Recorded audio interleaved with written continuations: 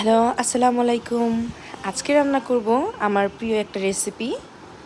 এটাকে গুলশা মাছের ঝোল, যেটা আমি আমার মতো করে করি। প্রথমে সয়াবিন তেল দিয়ে নিব, তারপর পেঁয়াজ কুচি, আর সুন্দর স্মেলের জন্য মেথি দানা দিয়ে দিব। খুব সুন্দর একটা স্মেল আসে, আমার কাছে ভালো লাগে। ভালো করে একটু ভেজে নিব। নেওয়ার পর আমি একটু সামান্য পানি দিয়ে দিব।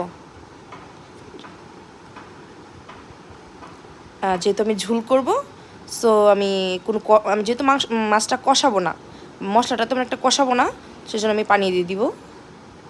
এখন আমি পরিমাণ মতো লবণ, তারপর আমার একটু একটু হলুদ দিয়ে দিব, কারণ হলুদ ছাড়া আমার কোনো খাবার কেন জানি টেস্ট আসে না, কালারটা আমার ভালো লাগে না। তো সামান্য পরিমাণ হলুদ, অল্প পরিমাণ মরিচের গুঁড়ো, ধনিয়া গুঁড়া, জিরে গুঁড়া দিয়ে আমি সব কিছু একসাথে মিক্সড করে নিব।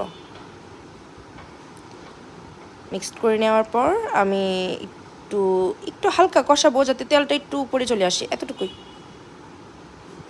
আমি কালারটা সেমই রাখতে চাচ্ছি। এই তো প্রায় কষানো বলতে গেলে একটু ভাজা ভাজা হয়ে গিয়েছে।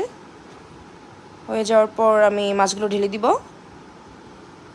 মাছগুলো হালকা একটু মাখিয়ে নিব। মাখানোর দরকার প্রয়োজন নেই, কারণ আমি তো এটা ঝোল রান্না করবো, তাই না? আমি তো এটার মাছের ভুনা বা মাছ কষা করছি না। এখন আমি পরিমাণ মতো পানি ঢেলে দিব।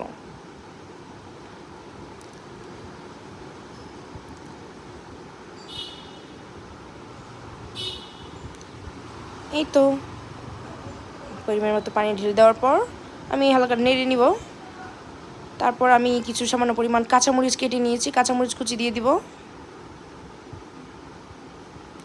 কুচি করিনি, এটা ফালি করে দিয়েছি। আর সরি টু সে, আমার কাছে ধনিয়া পাতা নেই। ধনিয়া পাতা থাকলে আরও সুন্দর ফ্লেভার আসতো। এই এতটুকু এখন ঢেকে দিব।